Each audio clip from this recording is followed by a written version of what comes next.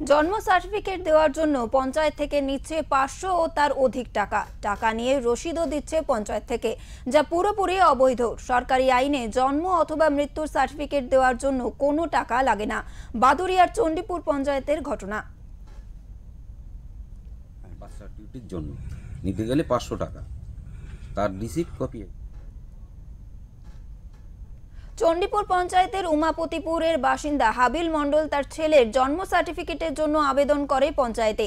তখনই পঞ্চায়েত থেকে তাকে 500 টাকা দেওয়ার কথা বলেন। তিনি 500 টাকা দিলে সেই টাকার রসিদও পঞ্চায়েত থেকে দেওয়া হয়, যাতে পরিষ্কারভাবে লেখা আছে জন্ম সার্টিফিকেটের জন্য ডোনেশন স্বরূপ 500 টাকা।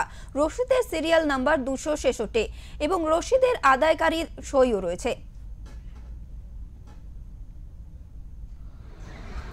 ঘটনাটা হচ্ছে, আমার ছেলের বার্থ সার্টিফিকেট পঞ্চায়েত রেজিস্ট্রি খাতায় নাম ছিল, কিন্তু এখন আমাদের যে সরকার মোটামুটি বলছে যে কম্পিউটার সার্টিফিকেট দরকার। যথারীতি ওটা আমি পঞ্চায়েতে নিয়ে গেলাম। পঞ্চায়েতে নিয়ে যাওয়ার পরে ওখানে একটা জমা নিয়েছে। জমা নেওয়ার পরে বার্থ সার্টিফিকেটটা যখন দিতে গেছে তখন বলছে 500 টাকা না দিলে বার্থ সার্টিফিকেট হবে না। এটা কোন পঞ্চায়েত? আমাদের চণ্ডীপুর গ্রাম পঞ্চায়েত। আচ্ছা, তখনই আমি দেখা যাচ্ছে আমার 500 টাকা সমর্থন আছে নেওয়ার জন্য। সাধারণ খেটে খাওয়া মানুষ, গরিব মানুষ, তারা কি করে পঞ্চায়েতে বাচ্চাদের বার্থ সার্টিফিকেট নেবে? এইটি আমি বলতে চাচ্ছি।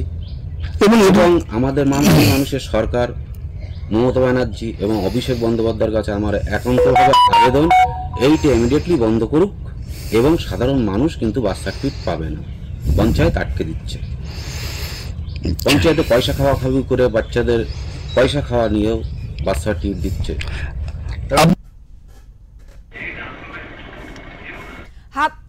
হাবিল মণ্ডল ও এলাকার মানুষের অভিযোগ, চণ্ডীপুর পঞ্চায়েতে এই রকম দুর্নীতি বহুদিন ধরেই হচ্ছে। জন্ম সার্টিফিকেট নিতে গেলে 500 থেকে শুরু করে তার বেশি টাকা নেওয়া হচ্ছে। এই পঞ্চায়েতে টাকা দিলেই জন্ম সার্টিফিকেট পেয়ে যাবে যে কেউ। বাংলাদেশি নাগরিক এসেও যদি এখানে টাকা দেয়, তাহলে সেই বাংলাদেশি নাগরিকও জন্ম সার্টিফিকেট পেয়ে যাবে টাকার বিনিময়ে। এটা ঠিক। চণ্ডীপুর পঞ্চায়েত থেকে বার্থ সার্টিফিকেট, ডেথ সার্টিফিকেট নিতে গেলে টাকা দিতে হচ্ছে, এবং সেটা 500 টাকা থেকে শুরু, সেটা আরও বেশিও আছে। তো যেহেতু এলাকা এটা দুস্থ এলাকা, তো সাধারণ মানুষের ক্ষেত্রে খুবই অসুবিধা হচ্ছে। তারা টাকাটা পাবে কোথায়? তারা দিন আনা দিন খায়, তারা এই টাকাটা কোথা থেকে দেবে? দাদা, এই যে টাকা দেওয়াটা কি এটা তো বৈধ না? তাহলে এটা সম্পূর্ণভাবে বেআইনি এবং অবৈধ। যদিও এই বিষয়ে পঞ্চায়েতের প্রধান কিছু বলবেন না জানিয়ে দেন, এবং স্থানীয় ব্লক অফিসারের সাথে যোগাযোগ করার বহু চেষ্টা করেও ব্যর্থ হতে হয়। কিন্তু এই বিষয়ে পঞ্চায়েত সমিতির সভাপতি কুহেলিকা পারবেন বলেন, এই বিষয়টা আমি জানি না, এই প্রথম শুনলাম, খোঁজ নিয়ে দেখব। যদি এরকম হয় তাহলে অবিলম্বে তার ব্যবস্থা গ্রহণ করব। আমি তো আজকে অফিসে যাইনি, আমার ডক্টর দেখানোর ছিল, সেখানে এসেছি। আমি তো সঠিক জানি না, আমি শুনে নিই। তাহলে আপনি বলছেন, আমি এই মতো আপনাকে মুখের থেকে শুনলাম, ঠিক আছে? সেটা আমি একটু তাহলে আমি জেনে নিই, আমার জানা নেই, ঠিক আছে? আমি তো এটা শুনে নিই, যদি এরকম হয় তাহলে কি আপনি তার ব্যবস্থা নেবেন? অবশ্যই স্টেপ নেবো, অবশ্যই।